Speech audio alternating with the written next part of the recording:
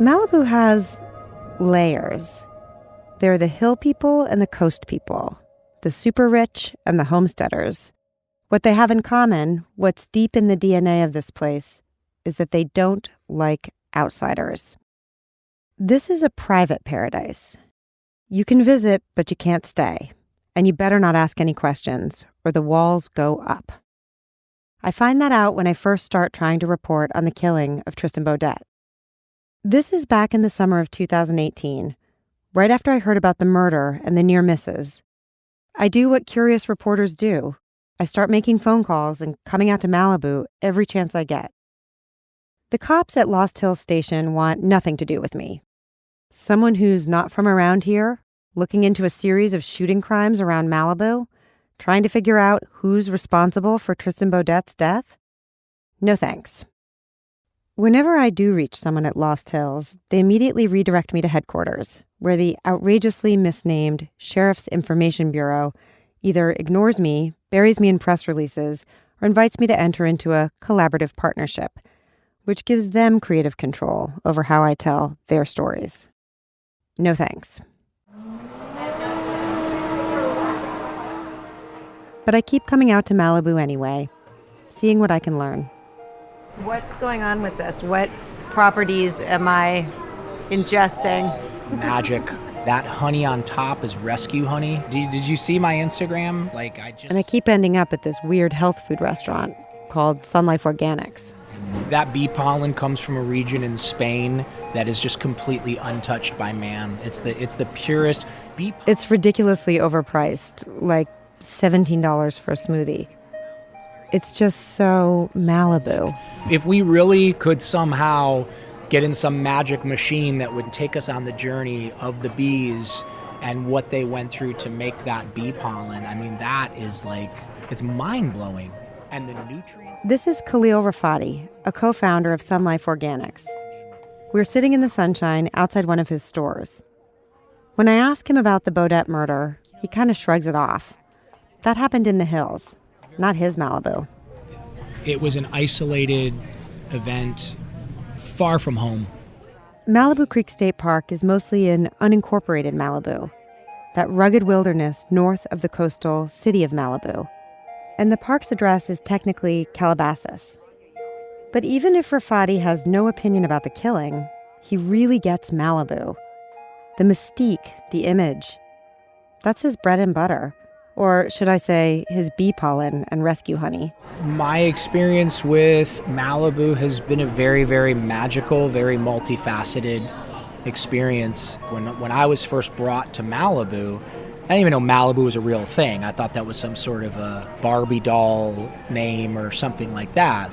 And Malibu is a tourist town. There are only 13,000 residents, but more than 13 million people visit every year. Most of the people who come to Malibu in search of something, the day trippers, they're just not going to find it. The first thing tourists say, and I've had this question asked to me, no joke, 100 times, where's Malibu? I'm like, this is it. Yes, Lady Gaga lives here, but she doesn't want you to know that, and you're never going to see her house. The Malibu that we get to enjoy and get to experience is not available for the public. Have you ever heard the expression the pink bubble used to describe Malibu? Pink bubble, rose-tinted glasses, sure. This isn't reality. This is definitely not reality. There's nothing on this planet that equals this. It is the most magical, healing, powerful, strange, at times pretentious and shallow, at times highly, highly spiritual. There's an energy here that you cannot put your finger on and you cannot describe it. And it is something that will make you, if you allow it and you accept it and you honor it and you respect it. And there's an energy out here that will fucking bury you if you don't. And you will lose your mind and you will go crazy.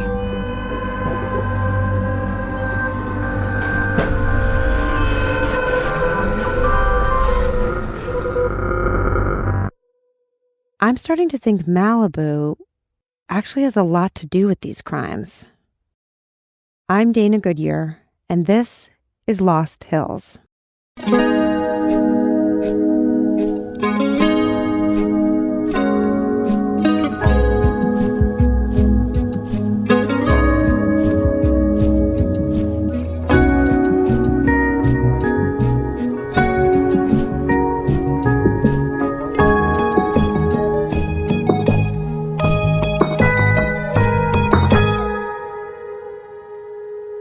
Episode 2, The Pink Bubble.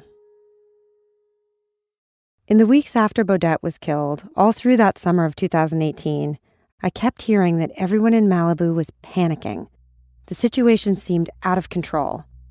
There was a murderer at large, and residents kept calling 911, reporting the sounds of gunfire in the night. Tristan Beaudette was dead. Who would be next? 911, what's your emergency? Yes, I just woke up to a gunshot outside. And you just heard one gunshot? No, it's 4 or 5. I just heard another one while you put me on hold. Okay, I'm going to put you back on hold. Don't hang up. Yeah, there was a third one. A third one. Okay, so... Yeah. Neighbors didn't think the authorities were taking their concerns seriously, and the victims of the near misses were starting to speak out. Cece Woods is a self-described Malibu big mouth who writes an online tabloid called The Local. She posted on Facebook that there might be a sniper or sicko in the community. She included a screen grab about the Tesla shooting, near miss number 6, which caused another near miss victim to comment, "I am one of those shootings." It was near miss number 3. The victim had been sleeping in her car with her boyfriend in the campground at Malibu Creek State Park. They woke up to find a bullet lodged in the trunk. She wrote, "The shooter used a shotgun with a slug, shot through my car from a point-blank range and then took off. I came very, very close to being hit, but luckily I wasn't. When the police came, which took over 2 hours to show up, they told me, quote, things like this don't happen out here. I asked what they were going to do about it, and they told me they couldn't do anything. I asked if I'd been dead if they would have shown up sooner." All the stories had something in common. The fact that the authorities didn't seem to care. The driver of the Porsche hit on the Canyon Road, near miss number 4, later reported that after calling 911, he waited 30 minutes for a patrol car to come. When one did, it passed him by without stopping.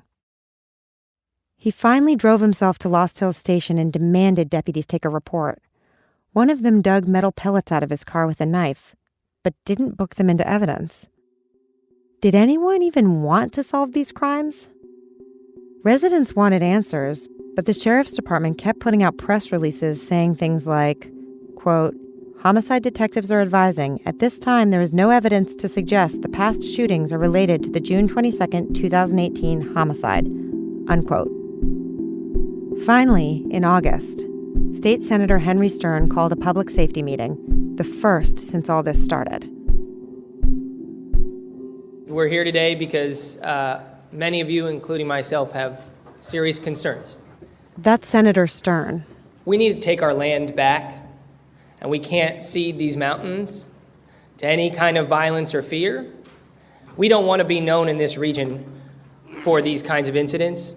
We don't want to be defined by this, and we certainly don't want to live in fear.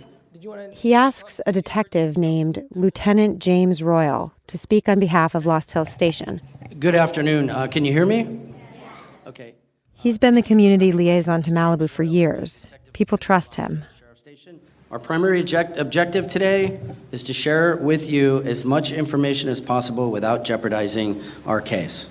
What I'd like to do first is discuss the exact dates of the actual shooting events, confirmed shooting events that we've been dealing with since November 3rd of 2016 and culminating on June 22nd of 2018 with the tragic death of Mr. Beaudette.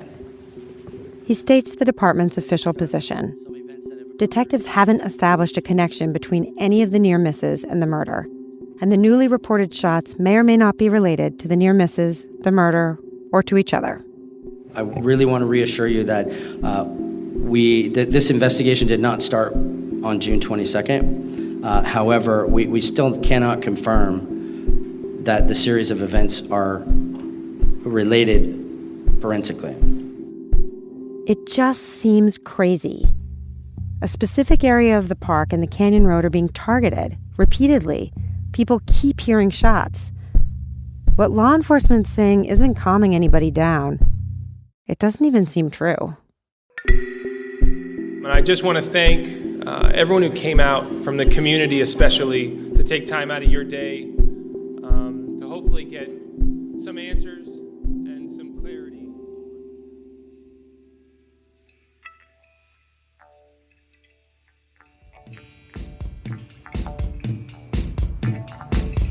A couple weeks later, in September of 2018, I meet up with Cece Woods of The Local. When we get together, there's still no suspect in custody, and Cece is outraged. She thinks law enforcement is engaged in a big cover-up. We arrange to meet at a shopping mall on Pacific Coast Highway, and I spot her right away. Cece! You can't miss her. Bright blonde hair, low-cut t-shirt, homemade press pass sticking out from a Louis Vuitton purse. Hi. Okay, so what exactly are you going to want to get, overall? She points to her hands, which are covered in little spots. By the way, I don't have chicken pox. I just got laser. That's Cece. Cece is new to reporting, and she's definitely unconventional. Some of her best tips come from a tea leaf reader in Burbank named Monica Source. Source, she says, has given her a lot of information about the case. The killer was a hiker, or he was hiking. He was wearing a mask, all alone, camping out, crazy. His name started with the letter R. Oh, wait until I tell you about that one, because did you see my rant on Facebook? With little official information and no one in custody yet, Cece's filling a vacuum. She's got sources in the community. They're telling her what's happening, even if law enforcement won't. Well, the problem is there's a lot of people who are out there already delivering information to me because they want to make sure somebody that they can trust. And you know what? Who knows? If these criminals out there know that this stuff is being blasted and they're more likely to get caught, maybe they'll slow it down a little. Okay? Just then, she spots a tall man coming out of a Starbucks carrying a venti coffee. He's wearing a fireman's uniform. Mr. Mullen, this is our mayor. The mayor of Malibu, believe it or not. I'm Dana Goodyear. It's Rick Mullen. He's the mayor of Malibu. He's also a fire captain. And according to a big LA Times expose, he made more than $400,000 in pay and overtime in 2017. Running into the mayor, coming out of Starbucks, that makes Malibu feel perfectly quaint. Like Mr. Rogers' neighborhood with laser surgery. The mayor eyes Cece warily. They clearly know each other. This could be a new kumbaya moment. I'm trying here. I'm trying really hard. She's now a resident of the city of Malibu. I live in Point Dume right now. I do. I live on Point Dume. I live in the, yes. Former resident of unincorporated Los Angeles County. That's good stuff. I tell him that I'm looking into the cluster of shooting crimes in Malibu. Those are very unusual events. It is unusual. Usually a kind of sleepy but sophisticated beach town in Southern California, and all of a sudden there's this other facet of it that's being revealed or has emerged. Well, you're from the New Yorker, so I'll leave the sophistication judgments up to you guys. So it is a quiet, small coastal town that isn't known for dramatic things like that. As she can tell you, it's difficult to figure out what's going on. Are they all independent things not related to each other? Absolutely.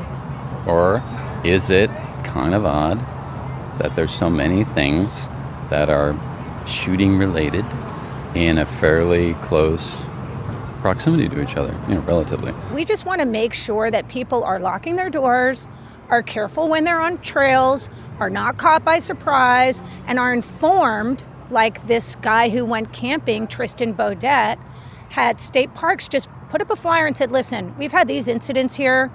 Let people make their own informed decisions. This guy had no warning. And his girls were laying right next to him.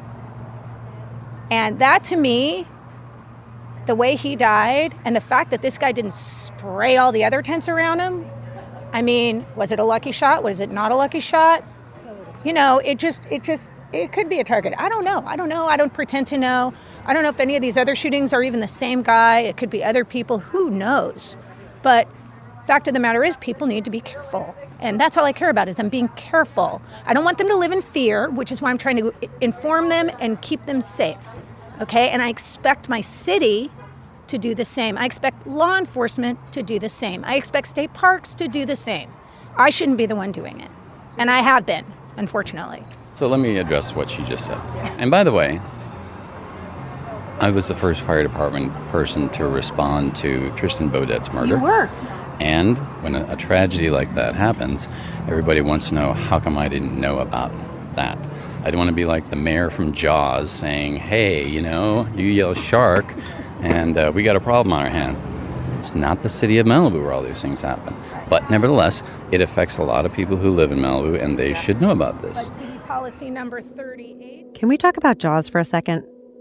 Jaws takes place in high summer in a fictional beach town that's being terrorized by a great white shark. After a young tourist is killed, the mayor refuses to warn the public. He's worried about the town's reputation. The famous line Mayor Mullen's referring to is, "You yell shark and we've got a panic on our hands on the 4th of July." Maybe Mayor Mullen doesn't want to be the mayor from Jaws, but he also doesn't seem particularly eager to get to the bottom of anything. I would defer those questions to the people actually doing the investigation. It's a big mystery. It's a big mystery, and everybody wants to know the answers, and maybe there aren't answers.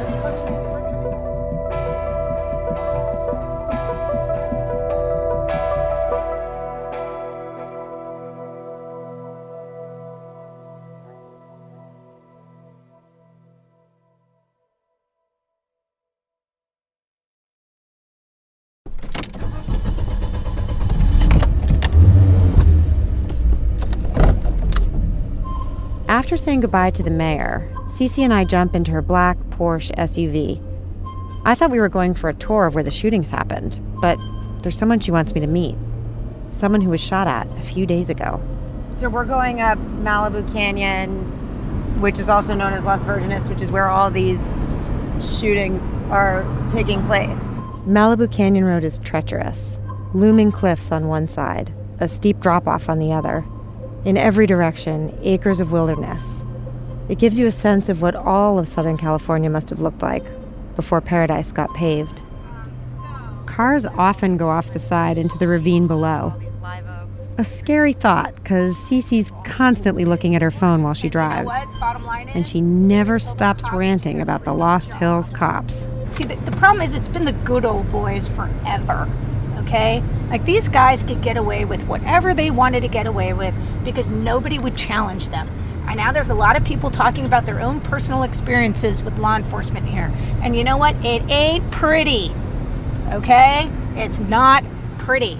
Cece says that Lost Hills Station has had serious problems going back a decade or more. In her opinion, it needs a lot more supervision from Sheriff's Department headquarters downtown. We need to tear down to rebuild. Let's just put it that way. So my big mouth is now shining the light on what's going on here. Now, you know what? Does the city of Malibu really like the fact that I'm shining the light on this? Nope. Wait, hold on. Let's make sure. She's fixated on the upcoming election for sheriff of LA County. A challenger, Alex Villanueva, is running against the incumbent, Jim McDonnell. Cece Woods is all in for Villanueva. If anyone can get Lost Hills in line, it's him. And I pray that Alex Villanueva becomes the sheriff because he will clean that department up, period. And that includes Lost Hills. And I'm going to make sure that shit gets straightened up out here. It seems like a stretch. If her candidate does get elected, is he really going to care about a sleepy little beach town full of tourists and celebrities? Not to mention, it's so far away from the Sheriff's Department headquarters. It might take 2 hours to get out here in LA traffic. We reach Malibu Creek State Park, and the road changes names to Las Virgenes. We turn off, away from the park, heading up to a scenic overlook on the opposite ridge. That's where we're going to meet this guy who says someone shot at him. She hasn't met him in person yet, but a couple days earlier, he sent an email to the local. "Hi, Cece," he wrote. "I hike daily way in the back of Carbon Canyon, and yesterday, someone fired a single shot at me. With the other things I know, I'm betting it's the killer. Who's the right cop to talk to? If they give a shit." I called 911. Nada. We get up to the overlook, and it's really spectacular. The Pacific spreads out like a blanket on one side, and miles of mountainous wilderness and the entire San Fernando Valley are on the other. There's a middle-aged man waiting beside a tricked-out Jeep with 4 Labradors sticking their heads out the windows. Well, he doesn't want to use his name. He's a local. Let's just put it that way. Yeah, I live down on Rambla. Yeah. Okay. He's a retired exploration geologist who helped mining companies find gold. Somebody shot at me. Not to hit me, but to tell me to, fuck off. But you have to understand, it's hard to describe without you seeing the geometry. How did that person get there? There's no tracks on the road I was walking on. It's almost inaccessible unless you're like a mountain guy. So who would be shooting at somebody literally in the middle of nowhere unless it's somehow related to all this other stuff that's going on? It was broad daylight. 9:44 in the morning. One shot? It was one shot. Clearly, if it had been aimed at me, I would have been hit. Or if it was aimed at me and I wasn't hit, there would have been follow-up, which there was not. But One shot, just like so many of the other shootings. With everything else that's going on, it's definitely alarming. to me, it's a small caliber rifle. You can kill humans with them, like that, but louder, of course. And it has a certain amount of bass to it that I can't do with my hands. What would you use a .22 for, other than target shooting? Yeah, you shoot at cans. In the old days, we called it happy gunfire because people just shot for the hell of it. Sean Penn was very frequent. What do you mean? Well, I used to hear automatic gunfire. From across the canyon, you'd hear boop, boop, boop, boop, boop, boop, boop, boop, boop. At Sean Penn's house? Yeah, it's well-known fact. Well-known fact. But he's not harming anyone. He's just shooting in it. That's plinking, only in a sort of a grandiose way. Celebrity if plinking. one of his neighbors called him in, he would have been in the poo-poo, but except being who he is. Reporting in Malibu, every story can lead you down a celebrity rabbit hole. For the record, although Sean Penn at one point had a large and well-publicized gun collection, I haven't been able to confirm that he's engaged in celebrity plinking. But I want to get back to the part where the victim called 911. Oh, yeah, I just stepped around the corner where I thought I was out of sight and dialed 911. And? Shot fired way back in the canyon. Can you guys triangulate my position? Because we can find this guy if you send a chopper. Literally, the guy could have taken off and been over my head in less than 2 minutes. But nobody called back. A man had been killed. There'd been 6 near misses, shots in the night all summer long. A potential suspect was pinned in the canyon, and no one came to check it out? You clearly felt that shot was for you, so that's why... There was one Lost Hills deputy who was interested in a single shot fired deep in the canyon. Sergeant Tooey Wright, the leader of the search and rescue team, the person who would later help find Rauda. He called the victim back. The sheriffs, they're saying one thing, but I could tell from his incredibly avid interest in what had happened to me that there was something about it that he found extremely important. With all this stuff happening, people are starting to get hysterical. Is it overreacting? Well, I don't think so, not given this set of events.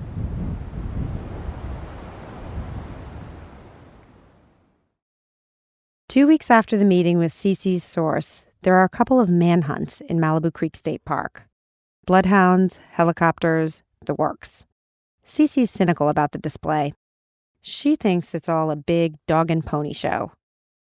But then, after Sergeant Wright follows a trail of boot prints from a burglary behind the sheriff's station, Anthony Rauda is captured. And somehow, it doesn't settle anything. Seems like no one in Malibu believes the cops. They think it's a setup, that Rauda's taking the fall.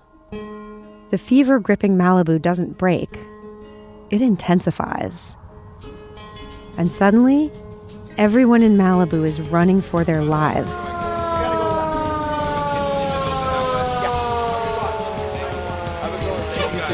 Just be careful. Less than a month after Rauda's arrest, the Woolsey fire ravages Malibu. 97,000 acres burn. It's one of the most destructive fires in California history. 70-mile-an-hour gusts, the devil winds, propel the fire through the canyons, scorching the wilderness in and around the park. Rauda's camp, the area where the shooter lay in wait, shooting at cars, the campground where Tristan Beaudette was killed, the entire killing zone, up in smoke. We've got our press passes, so we're coming back in. During the fire, I link up with Cece Woods, who's out reporting for The Local. We're press. We also have the sheriff's badge. Her angle? The authorities have abandoned Malibu, left the residents to fend for themselves. Is Malibu Creek State Park totally burned? You can't go that way. We're press. Cece is driving past burning palm trees and melted telephone poles. Her friend rides shotgun. I'm in the backseat driving. I tell her to put on her brights. The telephone pole is on fire. Where? We drive into Point Doom, one of Malibu's most exclusive neighborhoods. Point Doom sees some of the most intense destruction. Julia Roberts lives here. Kenny G, Cindy Crawford. The sky is filled with plumes of gray smoke, and the only other cars out on the roads are emergency vehicles going full tilt, sirens blaring, coming at us through a fog. That guy's barreling toward you. I don't know how to do that. Jesus Christ. Oh, gotta get out of here. Down power line. Whoa. Okay, let's get out of here. Time to get out of here.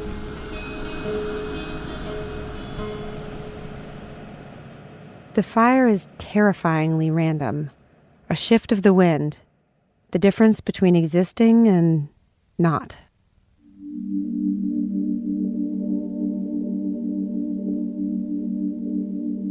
Mayor Mullen, the mayor who's also a fire captain, fights the fire nonstop for days. It's harder to begrudge him his $400,000 now. After the apocalypse, when the flames are extinguished, I go to see him. From the top of the canyon where he'd been on 24/7 duty, I look out over a moonscape. The world is a charcoal drawing.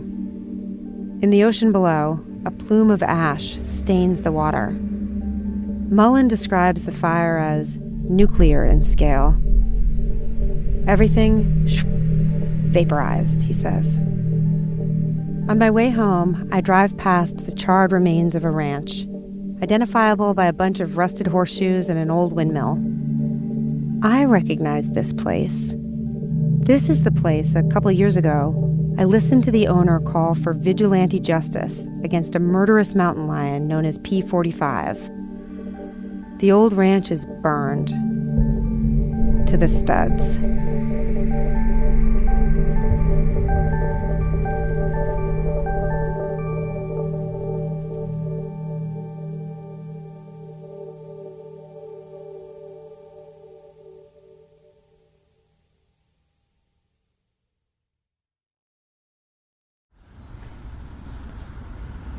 This land is your land. This land is my land. Oswald Rauda goes by Ozzy. He's the father of Anthony Rauda, the man arrested behind Lost Hills Station. California to New York Island. He sings me a little bit of that song while we're sitting on benches outside the courtroom, waiting for Anthony to show up for his hearing. From the redwood forest to the Gulf Stream waters. But that's not Ozzy singing. Ozzy gets uncomfortable whenever I ask about recording him. It's now a week after the Woolsey fire ignited, and Malibu is still smoldering. But the cameramen for the local news affiliates are here at the Criminal Courts building in downtown LA. They're always here for Anthony Rauda. He put on a good show that first day in court. They're hoping for an outburst to show on the 6 o'clock news. Ozzy is 64 and planning to retire soon. He can't get in to see his son, and he thinks the deputies who run the jails might be abusing him. His son has never been too good with authority, he says. Still, Ozzy is feeling relief thanking God that Anthony wasn't out there. His camp was right in the path of the fire. That's not all, though. Ozzy's feeling relief because, as he tells me, other fires, I used to worry he set them. He says that Anthony's got a history of combustion, shooting things off, setting things on fire, and he's done stints in county jail and state prison. Eventually, Ozzy says, Anthony went to Big 5 Sporting Goods and bought camping supplies. He told Ozzy he wanted to live in the wild, away from everyone. Sometimes Ozzy would go up to Malibu to try to find Anthony, to check on him. I was always worried I would find him dead, he tells me. But the camp was neat, no trash. Anthony cleared the brush with a machete, he says. One thing Ozzy noticed over the years? In Malibu, he says, the rich people don't like homeless.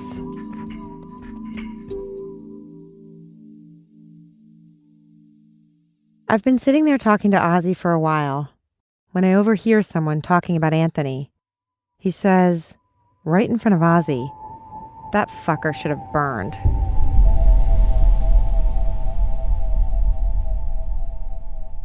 A few weeks later, I'm back at court. The prosecutor is presenting evidence about the weapon and ammunition deputies say they found when they arrested Rauda. What is that? That's the prosecutor, questioning one of the deputies who arrested Rauda. He's showing him a photograph. That is the same rifle that came out of the backpack. And what kind of rifle is that? It's a 9mm carbine rifle. A carbine is a cheap, lightweight rifle. Not very common. People call Detective Mark Donald, understand? Donald is one of the major crimes detectives I noticed in court a few weeks back. Directing your attention to October 10, 2018, at sometime around 3 in the afternoon, where were you? I was at the Malibu Creek State Park in Calabasas. And do you see someone in court today that you saw at that location? Yes, I do. Identify where that person is seated and what he's wearing? The gentleman in blue behind the glass to my left. That would be Anthony Rauda, who today is in a restraint chair with his mouth covered in mesh so he can't spit at anyone. His hands are tethered, but he still managed to flip off the news crews with his left hand as he was wheeled in. Now he's studying his right hand, slowly clenching it and releasing it, clenching and releasing, as if observing a fascinating butterfly beating its wings in the sun. The prosecutor shows Detective Donald a photograph. Was this a backpack that you saw at that location? And what, if anything, did you recover from that backpack? There were multiple items, and including 2 magazines loaded with 9mm rounds, along with a plastic bag containing 9mm rounds, all of which were live. So at the time of his arrest, Rauda had a 9mm carbine rifle and the ammunition to go with it. This gets my attention. So far, there's been no official information about what kind of ammunition killed Tristan Beaudette. But the rumor going around Malibu is that it was a 9mm round. Rauda's public defender starts to argue that the whole thing is a setup, a scheme by the sheriff's department to pin the murder on a homeless guy. Blame him in order to mollify the agitated folks in Malibu. I think Mr. Rauda is being scapegoated for something, and as a result of that, they brought all of this different evidence in to try and prove something else. The reason I was asking, first of all, whether the gun had been tested or anything like that was for the reason that I think everybody expects. I object to inappropriate argument. This is about the evidence. It's interesting about that rifle. Ozzy tells me he didn't know Anthony had one. Can't imagine how he got it. He doesn't even hunt, Ozzy says. He eats from the McDonald's dumpster. Today, Anthony Rauda is sentenced to 180 days in county jail for the rifle and ammunition. As an ex-felon, he's not supposed to have them. But he's already been in for a while, so the clock is ticking. The prosecutor has told me that the last thing the major crimes and homicide detectives want is for Rauda to walk out of jail a free man.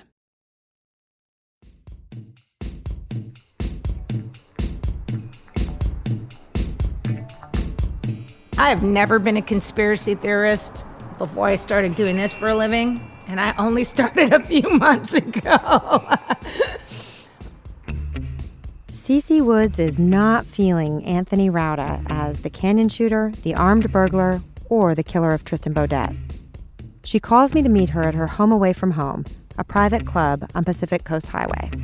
But I'm gonna tell you what, when things line up too perfectly, you can't plan a wedding with these kind of conditions and have it just come out flawless. For one thing, she tells me, before the arrest, the sheriff's department had said they were looking for a male of slender build in connection with the burglaries. Doesn't sound like Rauda to her. Did that guy look like slender? He had a pooch like this. He looks like he eats Mexican food with the officers over at La Paz. This guy did not fit the description. And look at his haircut. Like, that's a fashionable haircut. That is not a Supercuts cut, okay? I hate to say this, but, you know, and my intuition is almost never wrong, but I'm gonna go out on a limb and say, I mean, this guy looked like a cop to me. Sorry. In her view, he's not just the wrong guy, a fall guy. He's an undercover cop with suspiciously good hair. Of course they knew who he was, because he's a plant. She's calling BS on the whole Rauda thing. And she doesn't care what the sheriff's department or any of the cops at Lost Hills think. I am not your little quiet, little mousy girl. I'm a big mouth, big boobed blonde, and that does not work for them, okay? And I'm smart, which is even worse, you know? I can't go along with Cece's idea that Rauda is actually an undercover cop. But there is what seems like an actual snag in the theory that Rauda did all these crimes. Rauda was arrested with a 9mm carbine rifle, but near misses 1 through 5 didn't use 9mm ammunition. They all involved shotgun ammo, a metal slug in the case of near miss number 3, and the rest, as far as I can piece together, birdshot. Small metal pellets, kind of like BBs, that are designed to scatter. Cece posted a picture of the white BMW, near miss number 5, riddled with holes. But there was no shotgun found at Rauda's camp, which means there's either another weapon or another shooter.